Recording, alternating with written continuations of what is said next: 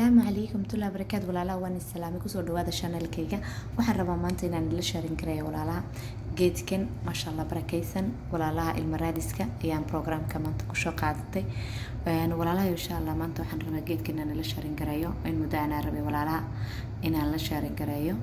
وجيت آدي أنا ولا تعجبي ومهمة ما شاء الله ودن كبركيسن إن شاء الله مكة المكرمة السعودية لقاها إن شاء الله geedkan ma dhaweyn goorto insha Allah la helay inuu dawo yahay ma sha Allah sida cilmi baarinta loogu soo saarina wax badan buu taraa dadka xitaa indhaha loo qalayo dadka ma aragtay epilepsy leh dadka ma aragtay waxyaabo fara badan ilma raadiska marka waxa ku guuleystay inteeda badan natiijada dadka ilma raadiska ma sha Allah waa geed natiijadiisa heer sareyso markii cilmi baaritaan lagu sameeyay فيتامين فربنا نوتا أخواتي فيتامين السكريات ما شاء الله لسوق بكرن وحوتا كالسيوم كي مغنيسيوم كي وحقلو وتا ايرون كي زنكي ما شاء الله لما سوق بك بوتاسيوم أنا وليه هاي مركز دسكا كليا لا دقوق لا تين بوتاسيوم هذا وليه إني مو أنت كعبي كران وقلي مسكل كدتك أو contraction مسكلة ضد يتبعين وقلي روح الدمرك وقلي أدو في عين هاي aad buu wax walba u adkeynaa ma sha Allah dumar ahaan hormoonka ukumaha caadada everything ma sha Allah wuxuu meesheedii u dhigayaa marka waqtigaas waxa loo yiri ha qaataan geedkan sidiisaba lama ogolo in la burburiyo illa daruuri qofka dadka qaar ah loogu hal medication oo kaliya taa loo burburiyaa aan soo sheegi doono mar kale haddana aan loo baahnayn kuwaas waxa weeyaan kuwa indhaha loo qalayo kale amba indhaha mushkilad ka qabo kale kuwaas oo kale ayaa daruuri ahaan si kala loo sameeyaa marka sida loo sameeyo soo sharixi doono laakiin hadda maadaama ka hadlayno walaalaha ma aragtay ma sha Allah ilma raadiska geedkan biyo la dhigayaa saad u arkaysiin sidiisaba ma sha Allah biyo ayaa la dhigayaa biyuuna maaha biyo la karkarinayo waa biyaha jeegaas arkaysiin biyo deeran bad kula shubeysaa saas way isku furaya waa geed is furaya subhanallah waa mucjiso isagaana is xiraya haddana markuu qalalo uu is xiraya dib baa loo isticmaali karaa waa shay la isticmaali karo lamana tuurayo ma sha Allah muhiimadeedu ilmahana waqtiga la qaadanayo waqtiga caadadu kugu dhacdo waxna la rabaa inaad wadid 3 jeer oo caadadaada nacam bisha markay kugu dhacdo haddana bisha kale waad wadaysaa dadka qaar bisha saddexaad markay joogaan bay natiijada helaan laakiin ugu yaraan waa 3 waa inaad wadid iyo wixii ka badan ma sha Allah lamana tuurayo shayga dib baa loo isticmaalaa saan kuugu sheegay walaashu inay wado haday 5 bari ka socoto doorku 5 bari bay cabaysaa subaxina check habeenkina check hadii ay 7 bari ka socoto 7 bari bay cabaysaa ma sha Allah markay ka qubaysato doorkeyga ma sha Allah waxa la rabaa inay laba rakacadood waxay tukanaysaa salaatul xaaja ma sha Allah koobkeyga caana organiga oo waxay cabaysaa lo'da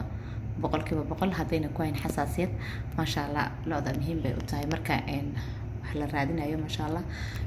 boqol bay tahay markay tahay waad cabi kartaa akhwaati hadii qofku ay ku tahay xasaasiyadna almankaaga iska cab ma sha Allah aad muhiim u tahay akhwaati inaad geedka isticmaashid hawlaalaha qaar waxa keeni kara ciladooyinka inay adiga vitamina ka maqayihiin jirkaaga vitaminada aad anu kana kugu la boorin la ma sha Allah uu dheelitiraya jirkaaga wax badan oo faa'iidana waa ka helaysaa waa isagoo wata vitamin kale ma baahnaa la qaadatid isaga wax walba wata ma sha Allah difaacaagi wax walba waa halgeed lama la wada cabay waa drops 10 dhibcood qofku ka qaadanaya difaac fara badan buu jirkiisa ka helaya vitamin energy fara badan buu ka helaya ma sha Allah wax walba waxa weeyaan qudaartii badnayd aad cunaysay bay u dhigantaa akhwaati sad waqtiinba ma sha Allah qofku haduu apple cuni jiray maalintii tufaax waxa u dhigantaa intaasoo tufaax adiga cunay hal leen hadad cabaysay aad cunaysay intaasoo leen aad cunay ma sha Allah lagama sheekeyn karo faa'iidadiisa iyo difaaca jirkaaga uu siinayo iyo ma sha Allah positionka aad rabtay ma sha Allah jirkaaga marka way fiican tahay wax walba inaad isku dheeli tirtid si aad u hesho natiijo fiican insha Allah ilaahayna wax khayr qabo u dhigo geedkan ma sha Allah geed aan la soo koobi karin magacdiisuna ay badan yihiin ma sha Allah wadanada aan ku soo sheegay inaad ka helaysid waqtiga cimrada amba waxaad ka faa'iideysataa amba xashashka hadda adigu tagaysid Ilaaha ka aqbalo inaad u dirsatid walaalaha tagaya geedkan ma sha Allah in lagu keeno xirmayna u jiraan marka ilaa 3 xirmo in lagu keeno ugu yaraan maadaama qaarna qalajinaysid qaarna aad cabaysid labadaad isticmaashid hal hadaad hoysay way waaweyn qaarkoodna yaryareen marka haduu geedku weyn yahay oo lagu keenay waxaad samaynaysaa jeega biyahaad weyneynaysaa den waa kula ridaysaa xabadaasaad habeenkii subaxii baad isku cabi kartaa ood badinaysaa waadna qalajinaysaa marka waxay ku xidhan tahay xidhmada aad darbatid 3 xidhmood 4 xidhmood maasha allah wax saasuna ma sii joogto ilaahayna maasha allah dawaha kugu daro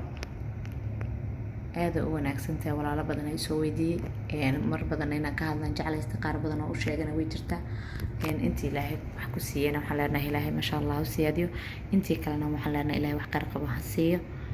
maasha allah walaalaha waxaan rabay geedkan aan la shaarin karayo muhiimadiisa iyo qaabkiisa marka intaasaan kusoo koobaya wixii su-aal way soo weydiin kartaan midda kale oo niloobay waxa weeyaan ragga lama siina akhwaati ha u dhaweynina dumarka keliya too geedkan khaas u yahay sidiisaba khaasatan marka sidaa ula socda insha allah waxaa kale khaas u tahayna waa dumar marka ha iskugu dhaweynin ragga inakanba cabi kara ruuxa dumara loogu talagalay wax badan maasha allah